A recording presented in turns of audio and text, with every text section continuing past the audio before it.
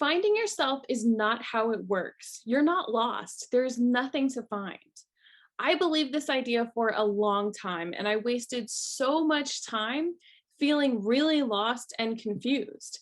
I thought that everyone else knew something that I had just missed, that I was supposed to be on this epic journey of finding myself in my life.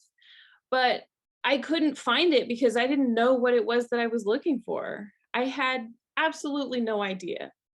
It reminded me so much of this story that would repeat itself over and over again.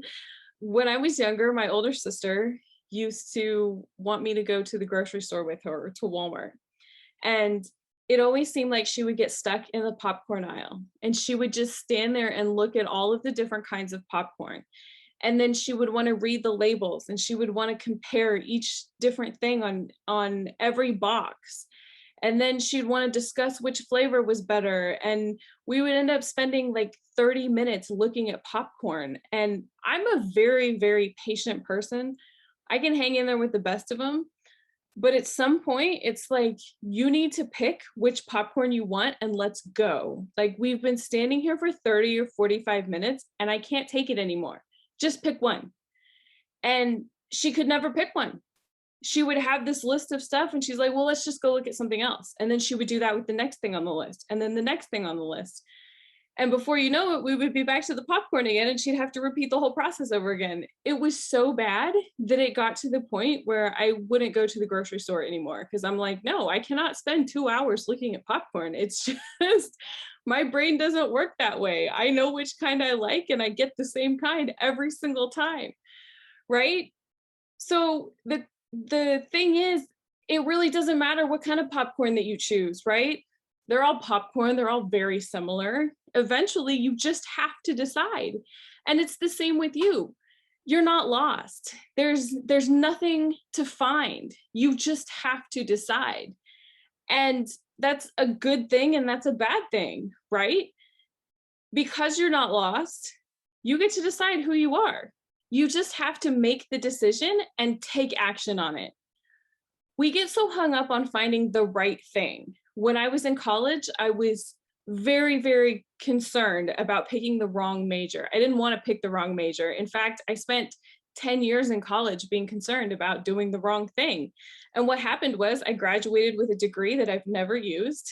And by all standards, you would say that I picked the wrong degree.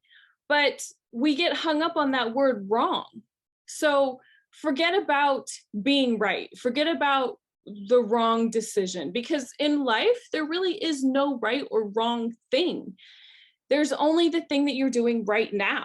There's only the person that you want to be right now. That's it. That's all that there is. We also get stuck on getting straight A's. That's how school works. That's how college works. That's how grade school works, but that's not how life works. In real life, there's more than just one correct answer. So stop trying to get an A, stop trying to get it right, and just start doing. Be a C student for a while. That was a really difficult concept for me to get because when I was in high school, I got straight A's. When I was in college, it got a little bit harder, but I had A's and B's, and I was really proud of my grade point average.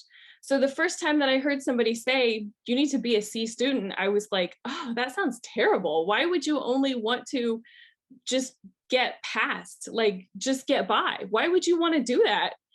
But the point is that it's better to be doing something than to be stuck in planning or stuck in indecision.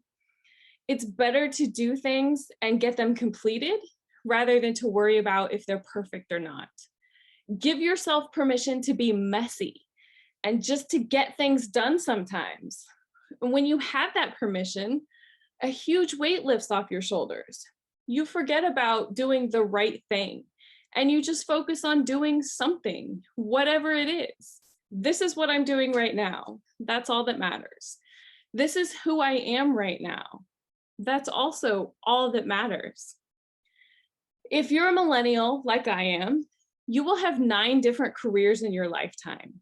9 different careers, that's insane.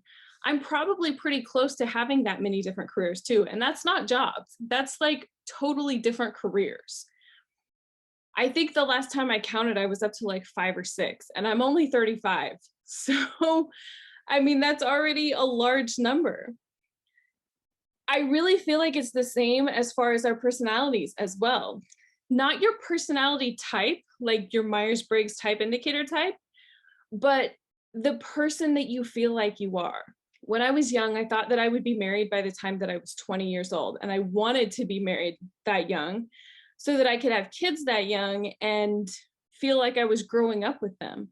But I realize now that that idea probably wasn't the best idea, because it's been 15 years since I was 20 years old, and I feel like I've been 5 different people in that span of time. Really, in the last 2 to 3 years, I've grown so much that friends that I've had over that time recognize that I'm a completely different person than what I used to be. So in your life, there is no right decision and no wrong decision. Not about your job, not about the way that you dress, not about where you choose to live, not about how you choose to live your life. It's really just what you're doing right now. Who am I today? Who do I want to be? Forget about it being right or wrong. Forget about getting an A. Just do the thing that you're doing right now. Do it messy, do it scared. Give yourself permission to make mistakes, even if what you're doing is ultimately the wrong thing or ultimately not the thing that you end up doing. That's totally fine. It's not a waste of time. You're going to learn lessons, and maybe taking that path is what's going to lead you to the thing that you want to do. So you just watched that video, and I'm sure you enjoyed it. If you want some more amazing information about INFJs, check out these videos right now. I'll see you there.